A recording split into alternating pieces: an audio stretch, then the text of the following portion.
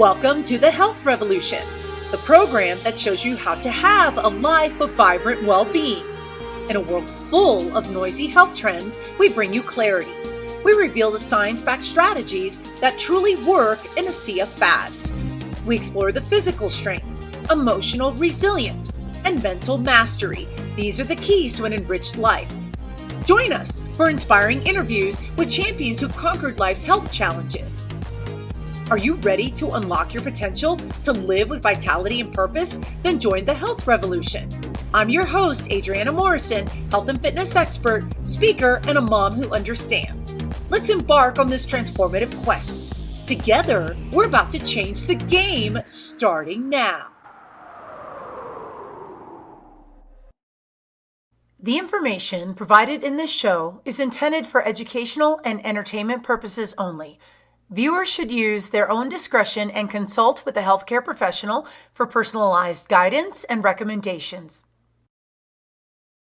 Welcome, everybody. You are watching the Health Revolution, and we are excited that you are joining us today. I'm your host, Adriana Morrison, and please remember, no matter which way you're tuning in to us, please do not forget to hit the subscribe button so that we can stay connected to you. Also, at the bottom of your screen, there's a little tab for show notes. Definitely refer to that. There is some important information about today's episode that you are going to want to know and remember. And we are diving right into it. What would it be like if AI had a big part in managing our health and our healthcare and where it's going? We all know that AI is a hot topic these days, both good and some concerns that some in society have brought up. And we're here to talk about all of that and see what kind of role AI plays in our life going forward. I'm excited about today's guest because they are well-versed. They are an expert in this area. And we're going to have a very important conversation about what all of this means and where we can go with AI. First, please take a look at this. Meet Nick Harris, a trailblazer at the intersection of generative AI and healthcare. 8 years ago, Nick developed a mystery illness that left him bedbound. For 5 years, he was dismissed by over 10 doctors as being quote-unquote healthy. In 2019, he finally received a diagnosis for postural orthostatic tachycardia syndrome at the Mayo Clinic. Drawing from his personal battle with chronic illness, Nick created HealthGPT Plus, a revolutionary tool for diagnosing and treating rare diseases. His current venture, Formulai, merges AI, genomics, and biohacking to enhance personalized wellness. Nick's mission is to empower individuals to take control of their health using advanced AI tools and chatbots. Today, he will demystify AI applications in healthcare and guide us on effectively integrating AI into our personal health journeys. Nick Harris, welcome to the show. How are you? Doing great, Adriana. It's an honor to be here. And I'm excited for the conversation we'll have today. Likewise, this is an important topic just because of how important AI has become in our lives and then all the different questions that's come up. First, I want to ask you, why is AI and healthcare something we need to pay attention to? And where is the potential in all of this? Where is this going? Yeah, I mean, I like the title of your show. It's really a revolution because it's arguably as smart as a lot of knowledgeable, credentialed people now, from functional medicine doctors to even doctors like that diagnose me with POTS. HealthGPT, the tool I built, which is really built on OpenAI's GPT-4 model, could diagnose POTS and other rare diseases, but it actually caught mine, which was something 10 doctors missed. So it's arguably already now quite intelligent. And as time goes on, these models will be much smarter in almost every regard. And I can get into why I'm confident in that. But that's just why I'm so excited about it. So 8 years ago, obviously this was not something that was on the forefront, but 8 years ago you had this debilitating situation and that the doctors couldn't figure out what was happening. Take us back to that, and were there any signs of POTS that was missed, that now going forward, it's a different story with the right tools? Yeah, so no, looking forward is actually very promising. And so 8 years ago, I did have it started slow, which is unusual. It's very unusual for a guy or a man to have POTS. Most are women that get diagnosed. And so, unlike most POTS patients, which is a clear onset from a car crash or viral illness, mine developed slowly. So, I slowly started becoming out of shape, fatigued, abnormal sweating, just random kind of vague symptoms that could be attributed to anxiety. And because there was no sudden snap, there was no moment where I'm like, oh, something happened. So at first I just saw primary care, and he was telling me, oh, well, sleep it off. You look fine. It's nothing too severe, which at the time it wasn't, but it just kept getting worse and worse.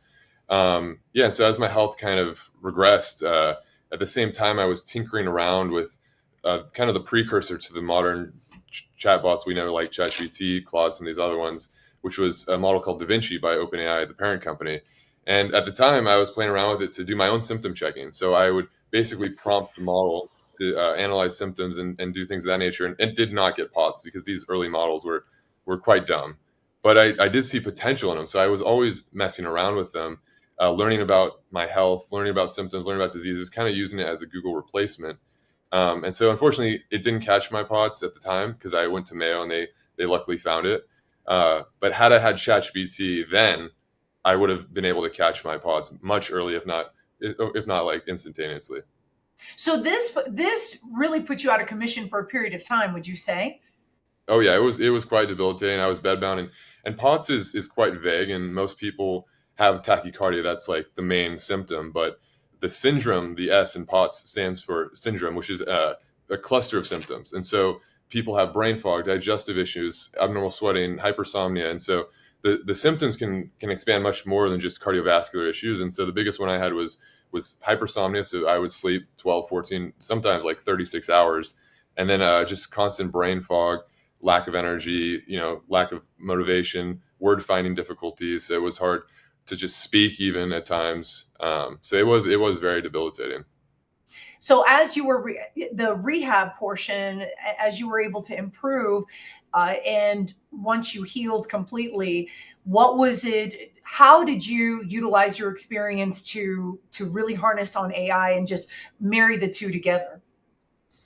Yeah, so my biggest struggle has been my health, obviously, but it's honestly been kind of being dismissed by an outdated healthcare system. I mean, most doctors I saw, they medical gaslit me, which is they said, you don't know what you're talking about. You're too young. You're healthy. You're tall, and like you can't have POTS. It's a girl disease. So besides being kind of dismissed by the healthcare system, um, I was always kind of my own advocate. I had to be like, if I didn't speak up, my doctors weren't listening to me. And so I was always doing my own research and going down Reddit forums and some of these outdated, Googling your symptoms, which is dangerous, and it still is dangerous. But being it was better than nothing at the time because nobody was helping me at all. Now, what I would be doing, and I still do, is a self education with tools like ChatGPT, understanding how different supplements work, what they're good for, are they legit, so you can fact check health claims on products you're considering purchasing. There's quite a few things you can do with it, and I use it to manage my health to this day. So I wouldn't say I'm completely recovered from POTS. I still can't run a marathon, but the fatigue and almost every symptom is significantly diminished, and I still use ChatGPT in almost every way in my health. You bring up a debate or a discussion that has been ongoing, especially on our show, and I want to be careful in approaching it because I think that there is that collaboration we need with our healthcare providers, but I've noticed there's been this growing unrest of dated information and sometimes training that is in a doctor's backstory that doesn't keep up with today's times. Maybe newer information, maybe it's just on a practical level. It's hard to keep up with every single piece of research and RCTs, randomized controlled trials, and things like that. And so as you're diving into this and you're noticing that there are concerns in the medical field, and how much of an emphasis in using our voice are you finding we need to do, and what are some other areas of concerns with healthcare that you're noticing as you are making the connection with AI being a tool? Yeah, I would say both doctors and AI are not infallible. So especially AI, I think that's more obvious. Like ChatGPT can spit out recommendations that are harmful and maybe dangerous. So you should always approach a healthcare professional with some of the things that it recommends before implementing. But again, a doctor also has spit out plenty of things that were absolutely wrong, misdiagnoses for me, dismissing symptoms that should have been alerted or flagged, not running tests that should have been ran. And just recently, I went to see a healthcare provider, a cardiologist, to manage the tachycardia, because tachycardia for me has always been a minor symptom, but it's gotten a little bit worse lately. So I can't like play basketball, which is something I'd like to do. And so I went to go see him about a beta blocker, which is a common medication used to prescribe POTS. And he was a more than competent cardiologist, and he immediately went to a beta blocker that's non-selective. And the idea behind that was, you'll have less peripheral side effects as it only acts on certain receptors. And so, unfortunately, I had done a bunch of research with ChatGPT and otherwise, just because I'm kind of an expert in my own health at this point, knowing that the non-selective beta blockers aren't as effective in managing tachycardia and POTS. And the non-selective versions have more systematic effects for brain fog and other reasons. And having to explain that all in like a short appointment, and like having to bring up studies, which I didn't want to do because I didn't want to be like a rude kind of, like, hey, listen to, here's all the research I've done. And so it's like a balance. Like, how do you approach, your knowledge and what you've learned, and take it to a doctor who has a very short window of time, and by no means knows your body in ways as well as you do. And so, yeah, it's a balance for sure.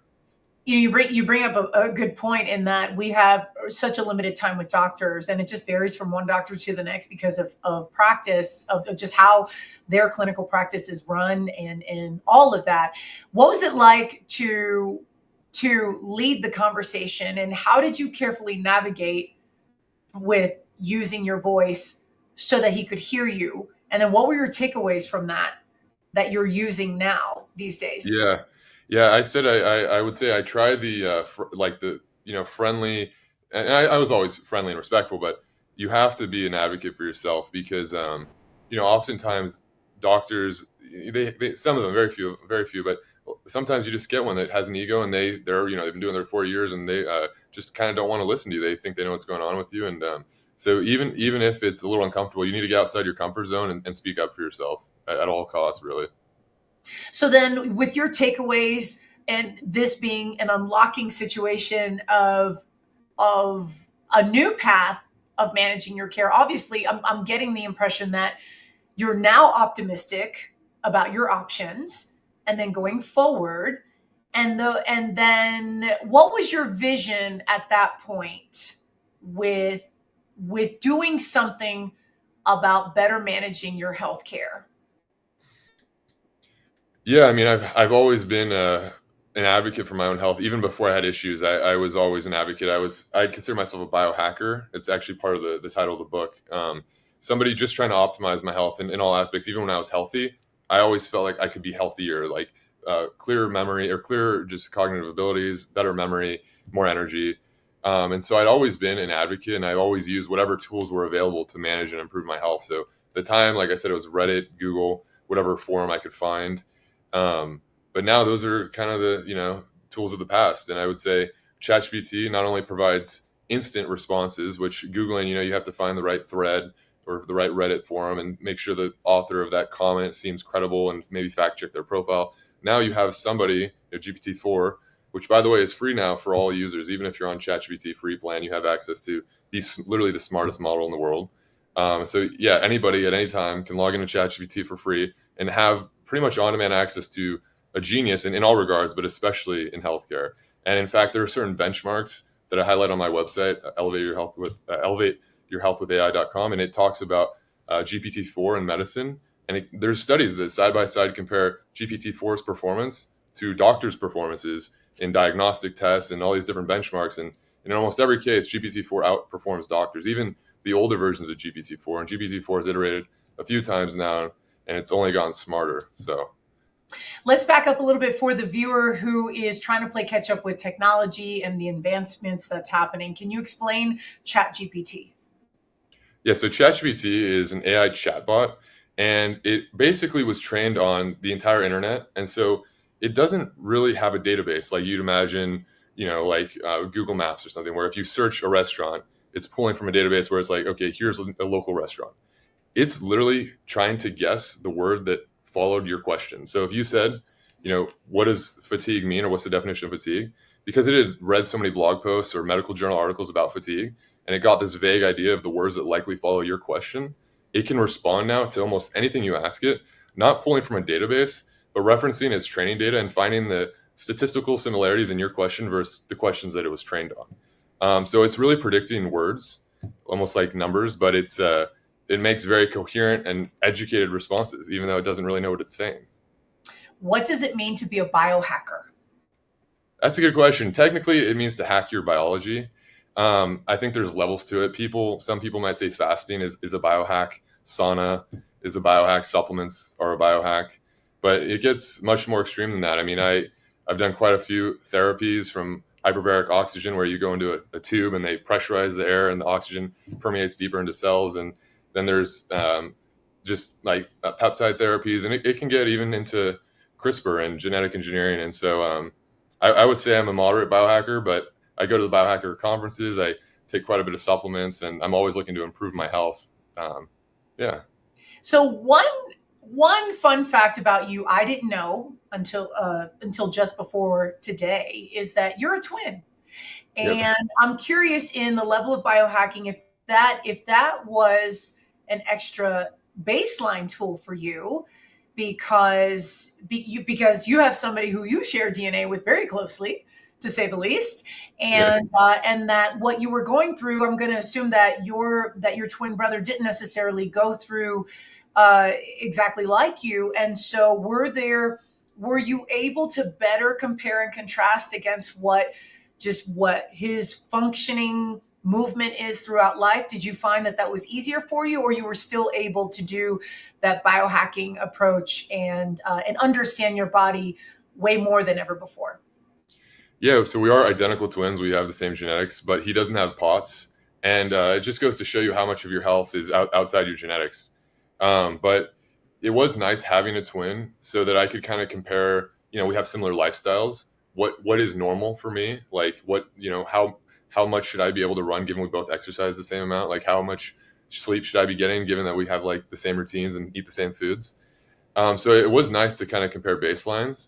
But ever since I developed, POTS and he didn't, it's been hard to compare, which is unfortunate because before then it was like a great reference point. There's actually a tool I'm still building out at Formulai.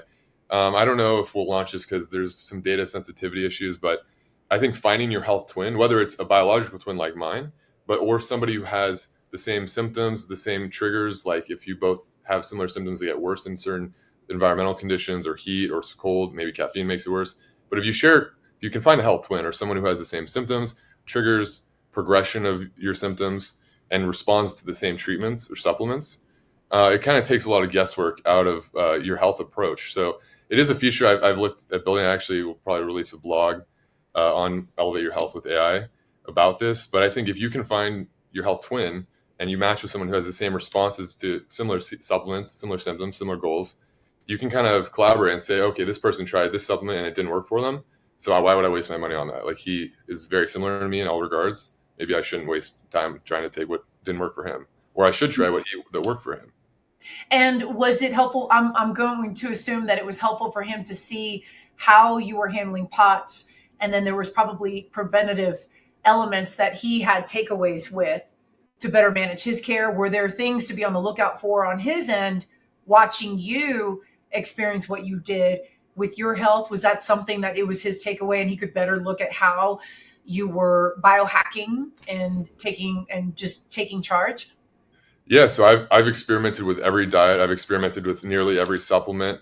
And so, yeah, it's been nice when, like, hey, out of all the money I spent and all the time I've researched, this is the diet we do best on. And this is the foods that I think help me the most. And so I'm very jealous of him because I wish I had a me that gave all me these secrets for free. But yeah, he's been extremely lucky in that regard, and I should charge him for it. Maybe, perhaps. So we've got so much to go into. First, we're going to take a commercial break. We will be right back. Stay right there. Don't go anywhere. We will be right back after this.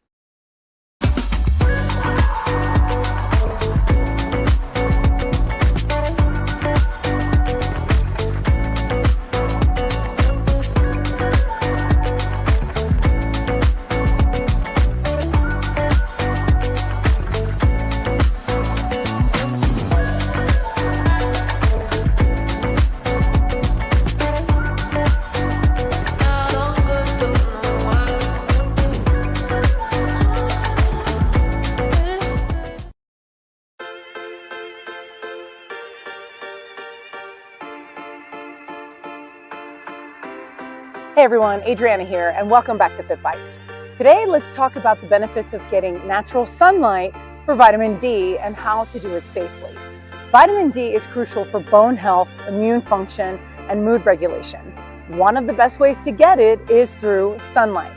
Just 15 to 20 minutes of sun exposure a few times a week can help your body produce the vitamin D it needs. Enjoy activities like walking, gardening, or even a light jog early in the morning or late afternoon when the sun isn't too intense. While getting your dose of sunshine, it's important to protect your skin and your eyes. Wearing a hat and sunglasses can shield you from harmful UV rays.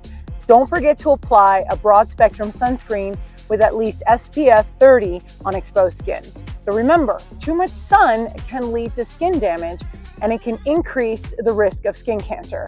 Seek shade when the sun is at its peak, usually between 10 a.m. and 4 p.m. whenever possible. This way, you're getting the benefits of vitamin D without the risks. Stay sun smart and enjoy the outdoors safely. A little bit of sunshine can go a long way in boosting your health and well-being. Stay tuned for more Fit Bites with Adriana.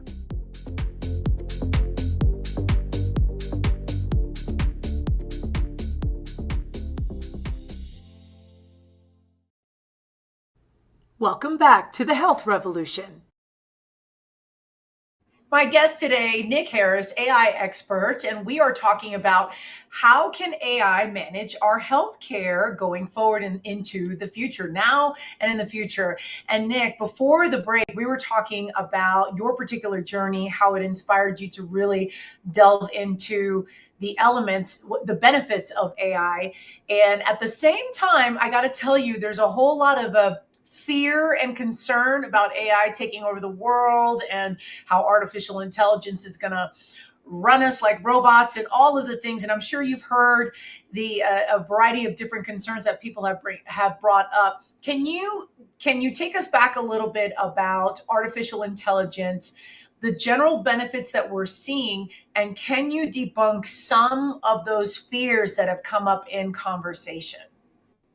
Yeah, so I mean, there's plenty of types of artificial intelligences. My specialty is in generative AI. So this is chatbots, image generation, text to speech, speech to text. And so as far as like, there are concerns. Like any new technology, a fire can make an engine, it can make a bomb. So it's something that there will be bad that comes from it. That's for sure. In fact, if you ask ChatGPT, what are some bad things that might come from AI, it will answer. And there are a lot of things to do to prevent, honestly. So if you don't already have like basically a code word with your family, the AI is cloning voices, and it might call asking for money, saying it's a child, and it's in their voice, and they're maybe saying, they're I don't know, been kidnapped, and so there are things to prepare for. Don't get me wrong; there will be bombs made, but there also will be beautiful engines and hopefully things for your health that curing diseases, new drugs. But personally, the biggest benefit will be taking back control of your health. That's what I wrote the book on, and that's what I'm very excited about. So like I said, like be aware of the things that AI will validly have negative effects on. And another concern a lot of people approach AI with is data privacy. Like, why would I put health information in a ChatGPT? And it's valid. So there are settings in ChatGPT that I recommend to turn off. ChatGPT is a free tool, and so they use your data as training data to improve their models. But if you pay for it, you can actually turn a setting off. It's the training data setting, and so that your data stays internal, and it's not being used to, I don't know, it's just not going out there on the web. And there's levels to data privacy. I mean, you can use open source models. You can host them on your computer with the internet off if you were like really extreme about it. Some similar people use VPNs, and then there's people that only connect with Ethernet and they use a pawn shop laptop. So there's always levels to how anonymous you want to stay online or how much privacy you want over your data. Personally, I'd say the best practice is use ChatGPT because it's free and it's extremely smart. And if you're concerned about data privacy, there is that setting to turn off the training data setting. How fast is technology moving right now with ChatGPT and AI? How fast is it going? Yeah, it's some people are calling this recent like month or two the generative AI winter, which I totally disagree. The AI models continue to get smarter and they continue to get smaller. So right now, ChatGPT has to be plugged into the internet to run because it's such a large model. But the models continue to get faster, smaller, more efficient, and so it's kind of it's not as apparent how fast it's accelerating because the intelligence it's still improving, but not as fast as it once was. But I still think that not only will it become smarter, but it'll become more integrated. So not only will ChatGPT be able to answer questions like it already does, it now searches the web. Maybe later it connects to your lab work or your EHR software, and it's answering questions about the recent visit for the doctor you just saw. Maybe you don't remember what he mentioned or the medical terminology you can't understand, and you just ask it, hey, what did we talk about in my last visit? What does this medical jargon mean? And it's going to simplify it. So yeah, it'll continue to get smarter, more integrated, and just more useful. Let's talk back a little bit about your backstory, including genomics, and that being an important area for you. So, when we look at, or when you talk about biohacking and then healthcare, and then as I'm circling us back to genomics, how do the three integrate? Can you tell us a little bit about what does the term genomics means, and then of the three, how do you integrate that, and what's your goal in integration and sharing with others how to do so? So they all are related in that they're precision health tools or ways to personalize medicine and healthcare for your individual body. Oftentimes you kind of get the cookie cutter approach. A doctor might give you the first line treatment for an SSRI if you have depression, and it's kind of just like, oh, here's the drug that most people get, so you're going to get it too. Your genomics could show you with pharmacogenomic testing what SSRIs or what antidepressants metabolize differently. So maybe there's certain enzymes that you have a certain variant for, and you're going to metabolize that too quickly and have more side effects. So pharmacogenomic testing is something we offer with Formulai. And then also there's certain genetic tests like methylation tests that you can do. So you can have certain genetics like MTFHR, which will tell you how fast you can convert certain vitamins or how well you can convert certain vitamins into the active form. So you may be supplementing a B vitamin complex or maybe just eating it in your diet, and your methylfolate levels or your folate levels are still low, even though you're supplementing, because of your genetics, it's not actually working for you. So genomics, AI, and they all kind of play into personal health or precision medicine, and they'll hopefully shape the medications you take, the supplements you take, and the foods you eat. So as you're having conversations and you're gathering data and research, and we're going to get to your book in a second, what is the feedback that you're getting? Most people don't know how to integrate this to empower themselves, to grow their voice, and take charge over their health. Is that correct? Do you find that there is this eagerness to do so, but people don't know how? Or do you feel like people just don't know, and this is an emerging area to combine all of this together? Yeah, most people, I mean, you look at the average American diet, most people just don't really care about their health. And for them, ChatGPT likely will provide no benefit because they have no motivation to use it, especially in regards to their health, because they don't even look at a nutritional label or they don't even attempt to take a supplement or eat right. And so for those people, it's as useful as you make it.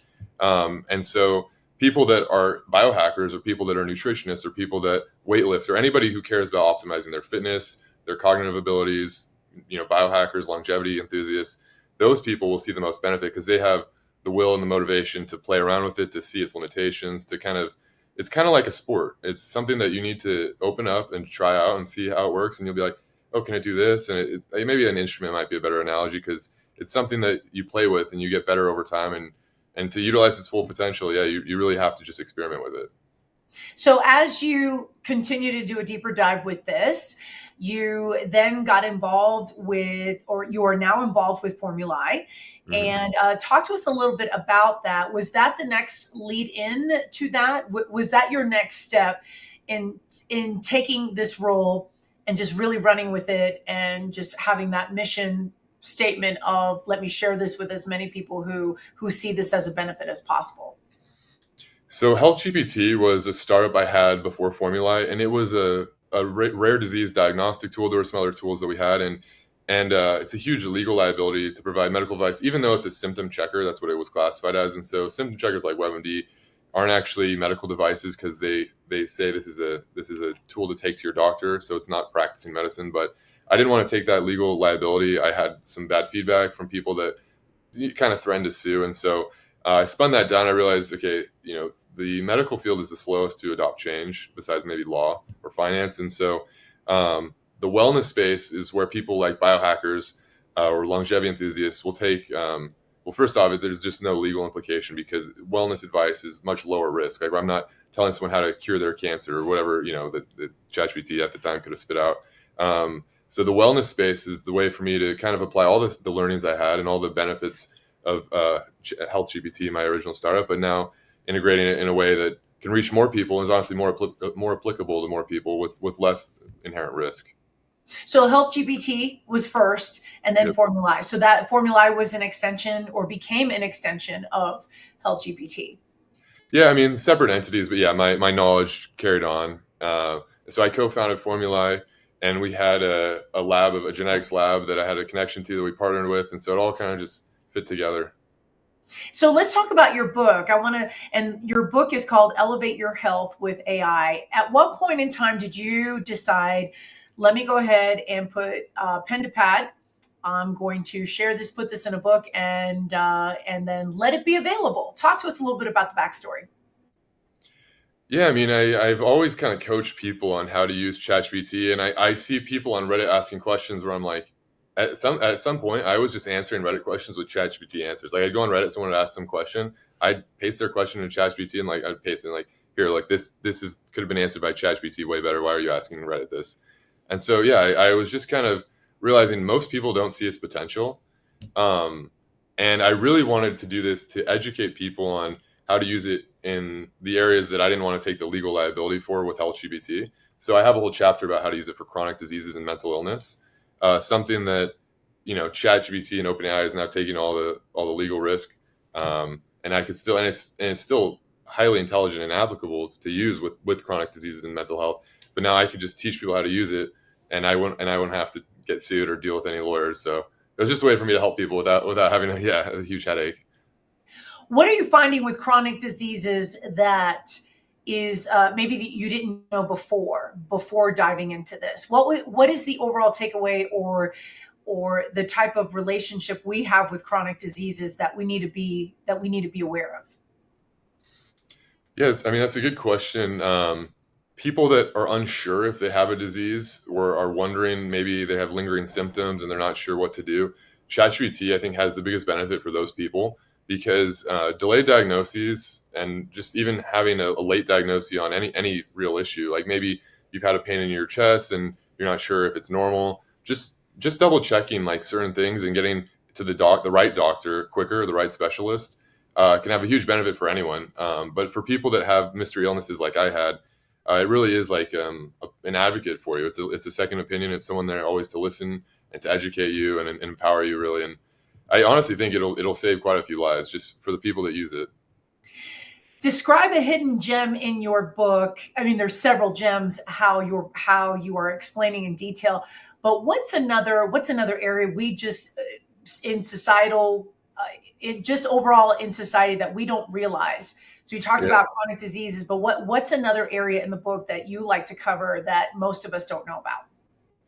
Yeah, I think the supplement industry is completely unregulated, and so a lot of times, especially now with TikTok, people will promote products that they get commissioned for and make the most ridiculous claims.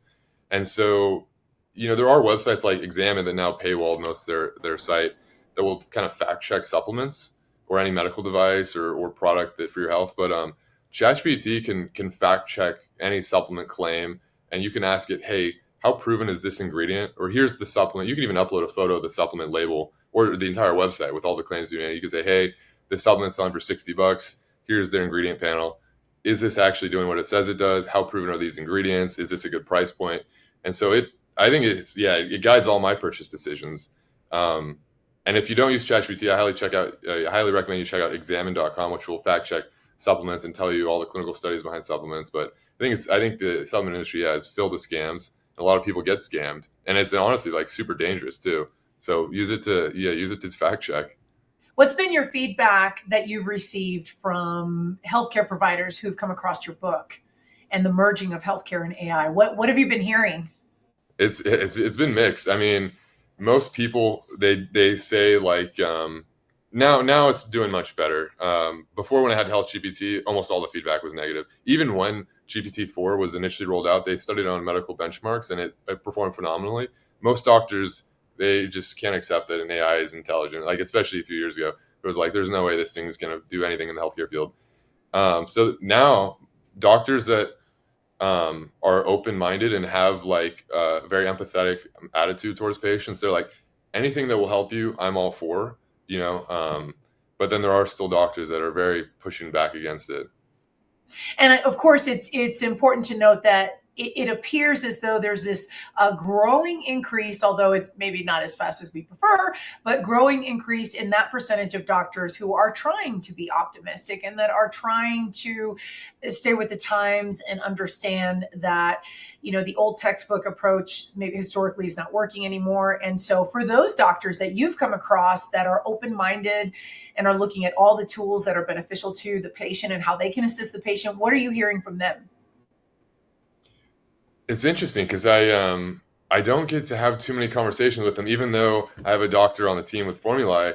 Yeah, they see its potential, but it's kind of like an unspoken thing because it very much is a threat to them. And so it's an awkward conversation to say, hey, are you worried about your job being replaced? And it's like not something that they'll speak openly about.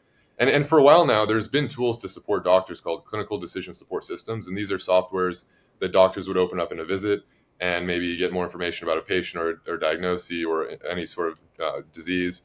But doctors haven't really adopted these systems because there's always somewhat of a threat to someone's ego or to say like, oh, I kind of need help. Like doctors, it's like, and so to the doctors using clinical decision supports and the ones that embrace AI, I think it's a very humble and awesome thing for people to do. But a lot of them spent, a lot of money to get to where they are, and rightfully so. They should have an ego because they're very well educated and it's put a lot of work in. But at the same time, you have to kind of, be open to what's best for the patient.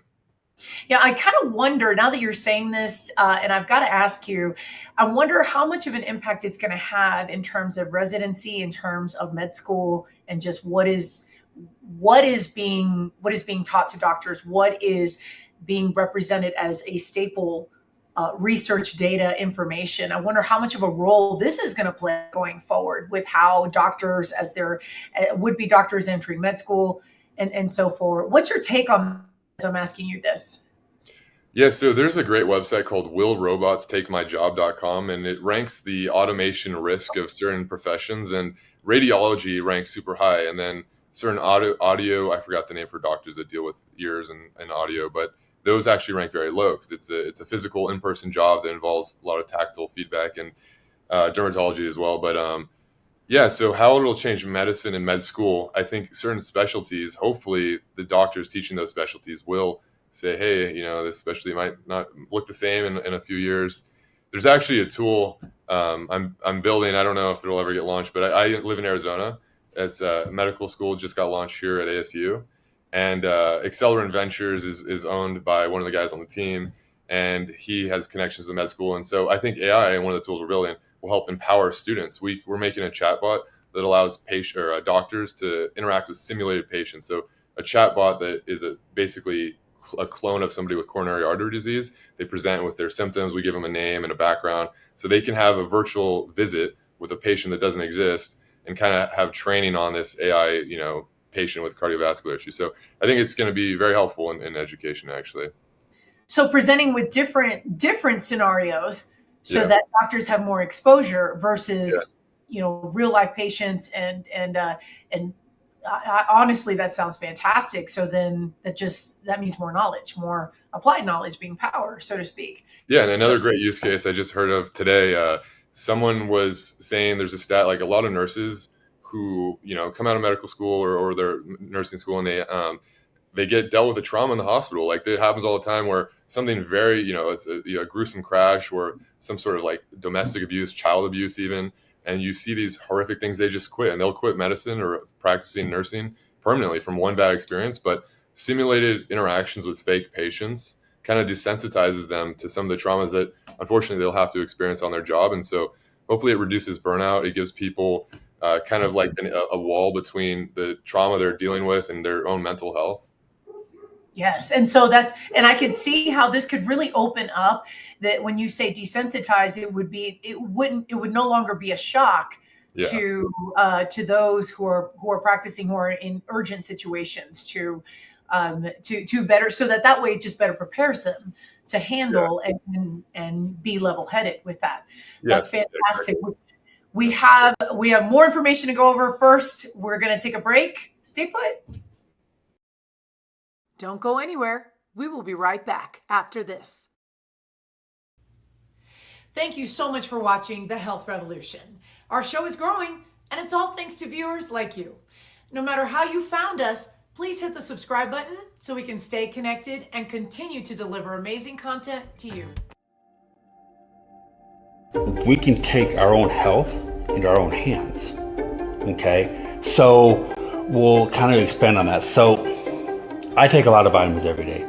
Long before I started this business, my wife has had me taking my vitamin C, my B complexes, amino acids every single solitary day, and I still do, even though I still do IVs as well.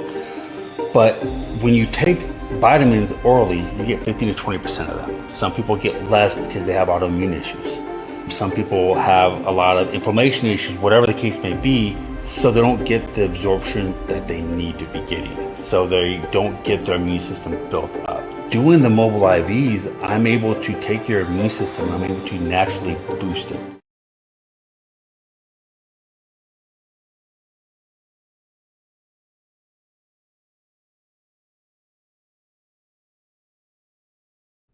Welcome back to The Health Revolution.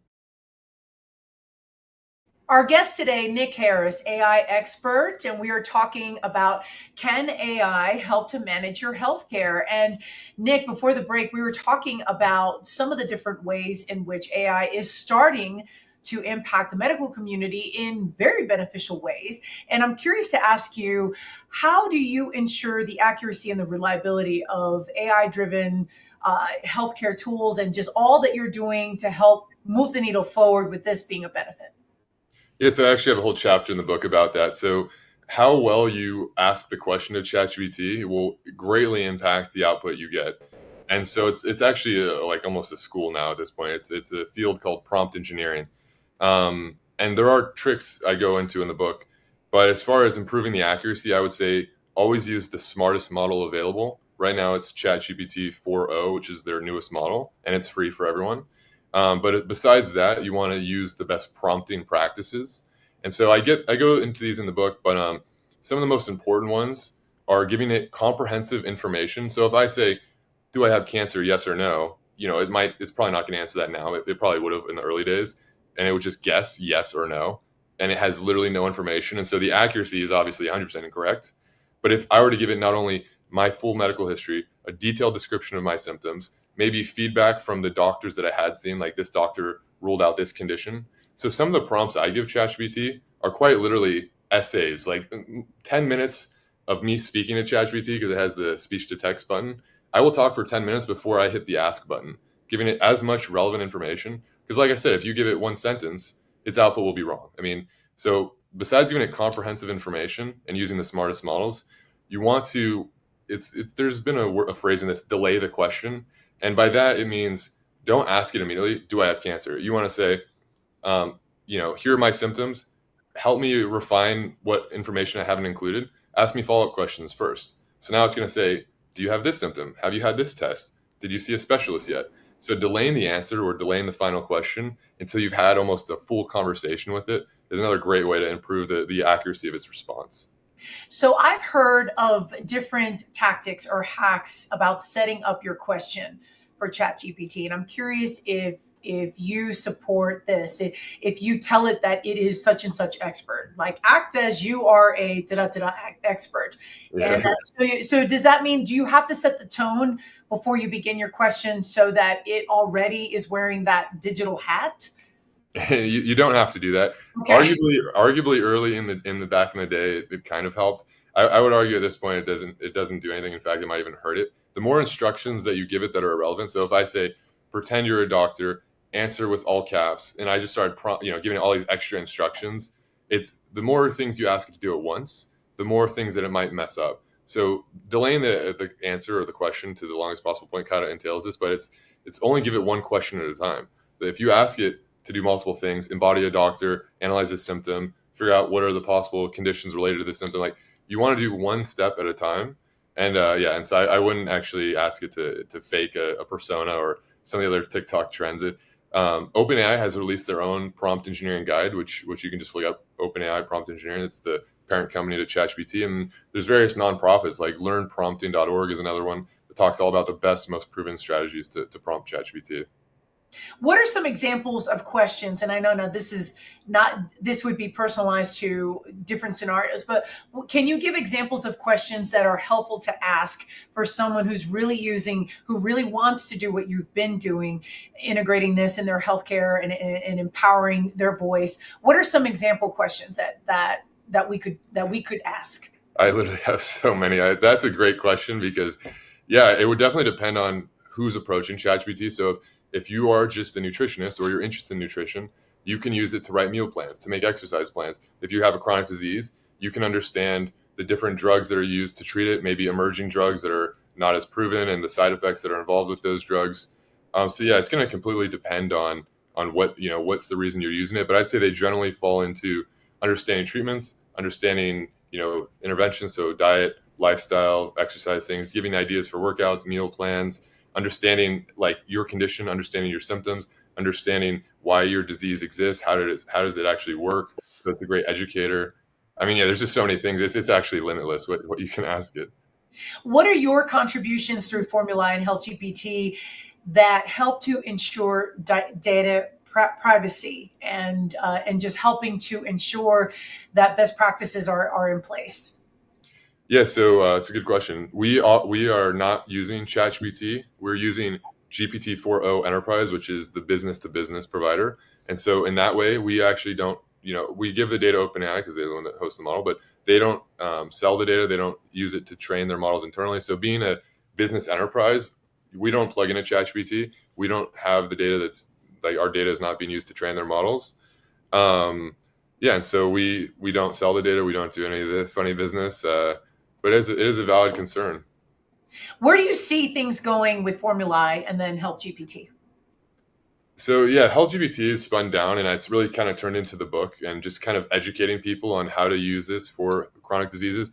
In fact, if anything, what HealthGPT might turn into is maybe a nonprofit arm of kind of reaching out to people with mystery illnesses and helping them kind of discover what's wrong and where to go. Just kind of giving back to people that are going through what I went through. But for Formulai, we're a genomics first company now, and so we offer methylation tests, which will tell you the nutritional and vitamin deficiencies you're most predisposed for and what vitamins to take in which forms.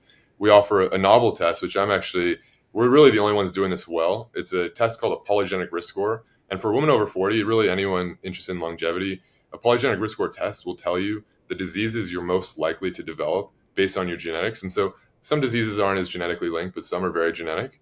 And so knowing which diseases, you're most likely to inherit, um, aging doesn't kill you. So if you're trying to, a lot of longevity enthusiasts and athletes, some of them call themselves, they're all talking about, my biological age and my chronological age, and this is how slow my aging rate is. But, aging is just a number, literally, and it actually doesn't kill you. It's the diseases you develop that kill you. So knowing the diseases that you're most likely to develop will help you take precautionary measures and hopefully more targeted approaches to your health. And so, yeah, so Formulai will be a genomics company, and later down the line, I'd like to see us offer some more AI tools and then probably a supplement line for those different offerings we have.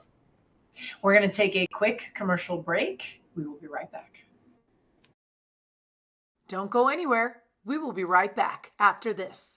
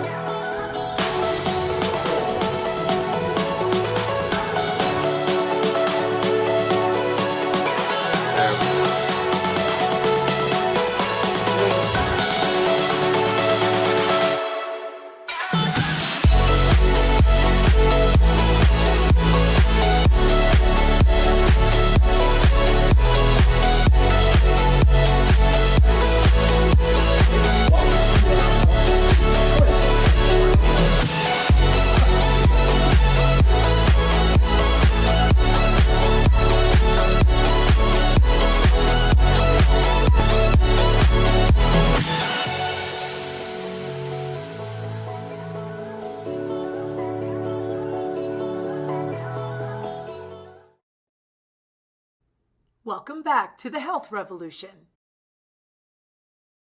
We've been spending some quality time with my guest today, Nick Harris, CTO of Formulai, AI expert. And Nick, where can we find you out there in the virtual space? Yeah, connect with me on LinkedIn. My website, Elevate Your Health with AI, will also have a blog. I think we have like one post right now. I'm not too much of a social butterfly, so really, hit me up on LinkedIn or connect with me on my blog. But it's the only place. What do you have going on for the remainder of 2024? Where are the different environments that you plan on connecting and sharing Formulae, and just where the concepts are going? Where are you planning to be going forward?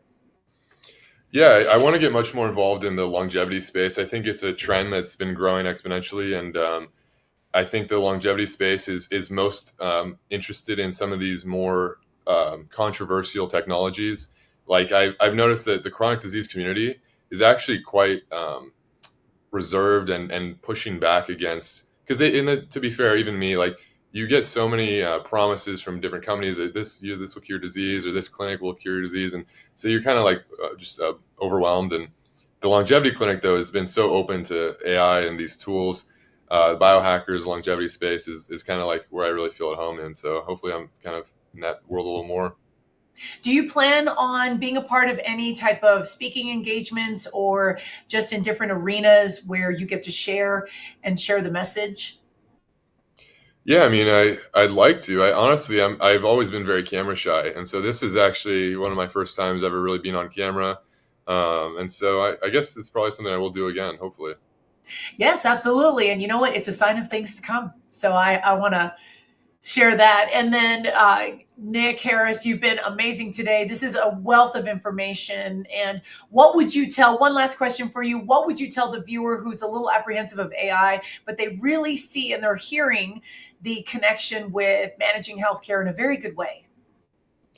Yeah, I would say download the app or even go on the website. It's free. You can ask it literally anything, and it's one of those things where if you don't kind of embrace these tools, like you're really going to be left behind, and not just in your career, but especially your health. When other people are operating at their optimal health and cognitive abilities because they're on top of their health with all the AI interventions that help them get there, and you're kind of just the guy with brain fog and extra tired, and it's going to be hard to compete in all aspects. So just get on top of your stuff. That's a powerful lesson. Nick Harris, CTO of Formulai, AI expert, thank you so much for your time, your energy, your valuable information. Thank you for being here. Yeah, thank you so much for having me.